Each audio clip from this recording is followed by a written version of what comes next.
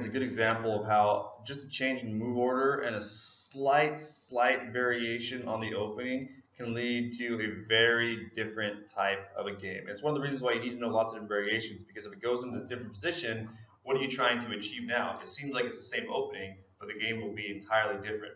And the name Accelerated Dragon is kind of misleading, because accelerated makes it sound like somehow maybe it's even more aggressive or attacking. But actually, the Accelerated Dragon often leads to even more positional types of an opening rather than the really sharp exchanges and attacks that we see in the regular dragon. So let's look at some of these differences and what type of position you may expect to get here.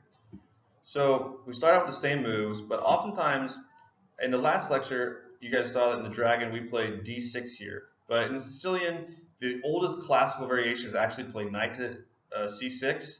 But later on, grandmasters started to play d6 first instead, and so they're both considered to be like classic variations of the Sicilian. And you can usually play either knight to c6 first or d6 first. It slightly changes the move order, but usually leads to a transposition into the exact same opening. So if you see knight to c6 be played by somebody, or if you want to play that instead of d6, it will usually lead to the same thing. But in this case, if we're going to play the Accelerated Dragon, we usually play knight to c6 first, and then we will hold off on playing this d6 move, because at some point, depending on what white does with their light squared bishop, we might play d5 and strike the center and have a different style of game than in the traditional dragon. So they will usually, again, go ahead and play d4 immediately, and you will trade off that pawn. That's the main theme. And then this major difference between the regular dragon and the Accelerated Dragon is that we will immediately play g6. We're not going to play this knight to f6 first. We're going to get the bishop fianchettoed immediately. We're going to aim it at this knight, and we're going to mix up the move order and look to potentially go d5 in the center. And if white knows what they're doing, they will put their bishop on c4 to help stop this d5 push. And if they do that, then we will have more of a similar game to what we saw with the regular dragon, and it will kind of transpose into a regular dragon, depending on which side that they castle on. Or if they don't do that, if they put their bishop, for example, on e2, which is a pretty natural place to put the bishop as well, then we're going to look to play d5 and strike the center. So instead of having this kingside attack on both sides like the regular dragon, we're going to have more of a standard struggle for central control, which is usually the goal of an opening in chess. We want to get a strong central position. We'll be fighting for the center. So the Accelerated Dragon puts you in a position to help to fight for the center more so than the regular dragon, which kind of just gives up the center and aims for these queenside pressure and advantages. So they'll still play the knight out. We'll play our bishop out, and then usually here they'll play this bishop out here to e3 first. Since we haven't played d6 yet, like in the other line, they're usually going to hold off, if they're a good player, on playing this f3 pawn move and then go into the Yugoslav attack. The attack that I showed you guys in the last lecture, where they attack the king side with this setup with the queen bishop here and everything, it's called the Yugoslav attack. I neglected to mention the name of that. And so it's a really common theme, as I said, but it doesn't always make sense depending on how black has set themselves up. So in this case, in the Accelerated Dragon, both sides are kind of looking to see what your opponent is going to do. And so they're kind of waiting to see. So by putting this bishop here, they set themselves up so they could go into the Yugoslav attack and castle queenside, or they could go castle regular and fight for the center. Again, another alternative is that if they play this bishop out c4 immediately here, then they're looking to stop this d5 pawn push. So I'll show you a couple different scenarios. So if they go there, we're not going to play d5 right away. We need to get this knight out and everything, but we just accelerate the fianchettoing of this bishop to put pressure on this knight and change the move order, give us a little flexibility. This can also confuse our opponents. If we're playing a blitz game and they're not used to this move order, they might make a mistake and do something wrong, and then we'll get an advantage. So let's say we play this knight out, and let's say they don't bring their bishop out. They just bring their queen out, and they set themselves up like they're going to go maybe into the Yugoslav attack.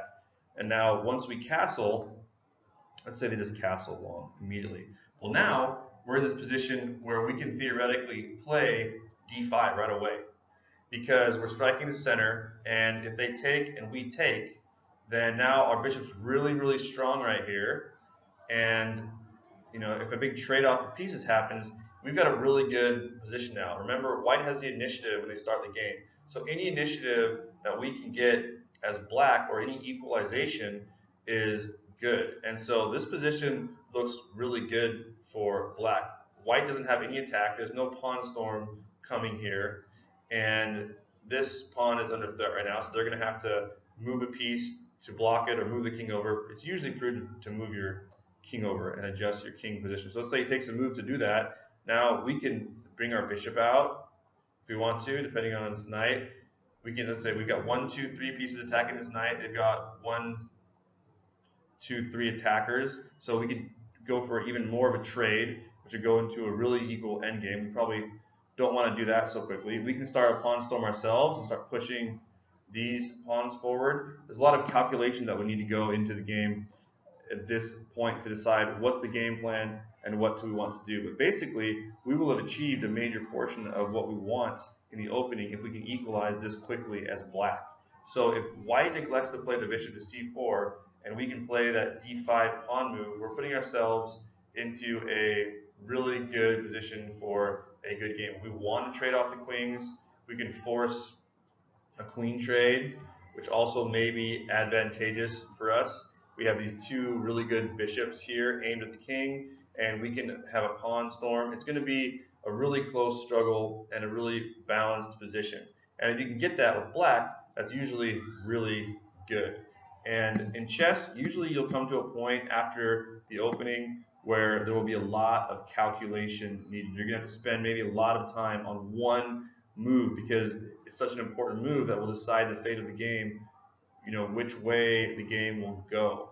Another thing you might want to think about doing in this position is just simply moving this rook out and aiming it right here, aiming it across from the queen, and then later on you can move your queen. Maybe you have an attack there. It also serves the dual purpose of avoiding this trade once again, as we saw in the dragon. And all of these variations of the dragon, we want to avoid this bishop trade if we can. Keep this dark squared bishop. It's a powerful piece, especially if the queens come off or some trades happen and you still have your dark squared bishop aimed at their king. It can lead to some good things later on. So we want to keep that bishop. Moving the rook over achieves both of those purposes, and we can now fight for a win in this game.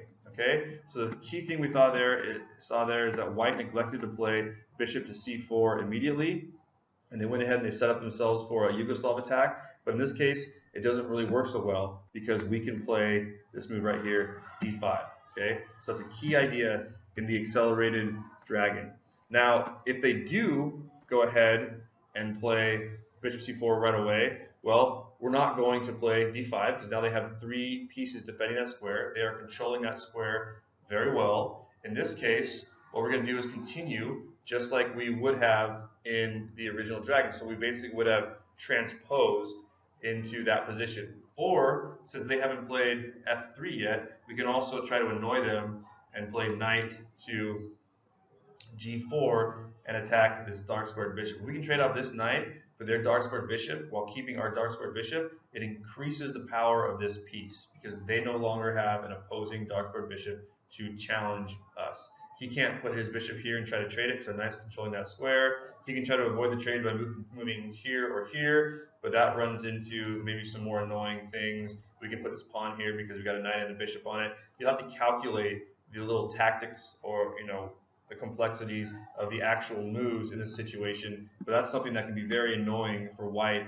and a lot of players will elect to do that. Also, if he moves this bishop over here and he's not careful, notice that we have this bishop and this knight also attacking this knight. So if he makes a move like this, it's a big mistake because now we can just take this knight right here. It's defended, and we would win a piece. So that can be a nice little tricky thing to do. Okay. Otherwise, we will want to play d6 and transpose back into the regular dragon. So you see this a lot in different various openings.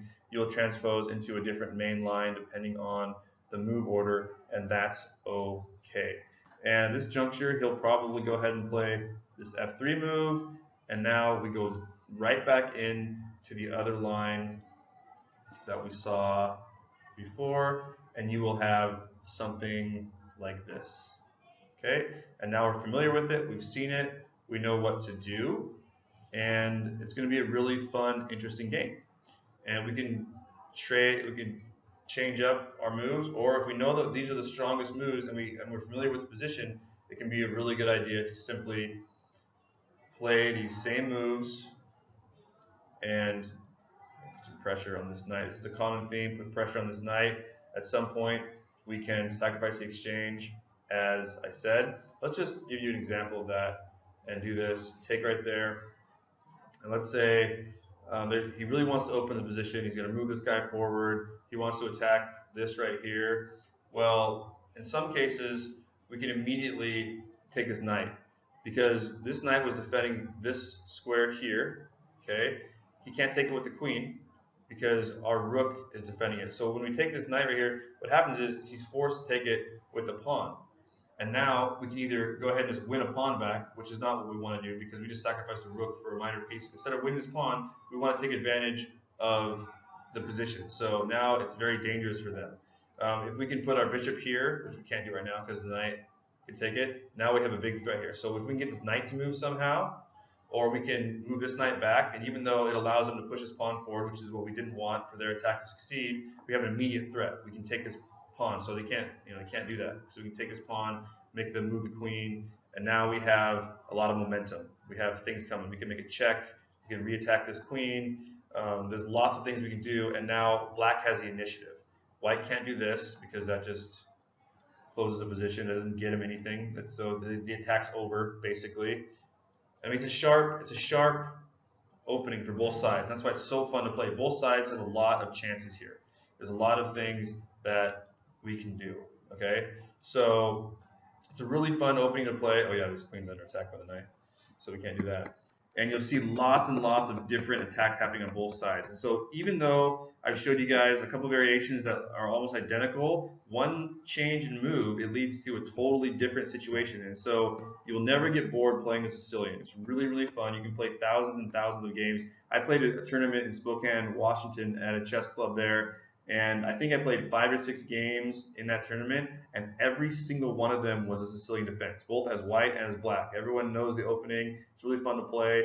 And every single one of those 5 or 6 games with the Sicilian, it led to different lines and different variations. A couple times it was a dragon, a couple times it was a Najdorf, because I played white and they chose to play the Najdorf, right? You don't know what your opponent's going to choose to play. And so we went into those lines, and it was a really fun tournament, and all I did was play the Sicilian the whole entire time. And since I know this opening more than the rest, I had a really good score, and I won most of my games, and it was all because of my preparation. Like the course that you guys are taking right now from me, it's going to help you a lot when you get into games in the Sicilian and your opponent doesn't know the themes as well, and they don't know the lines as well, and you're going to win a lot of games because of this, especially in Blitz.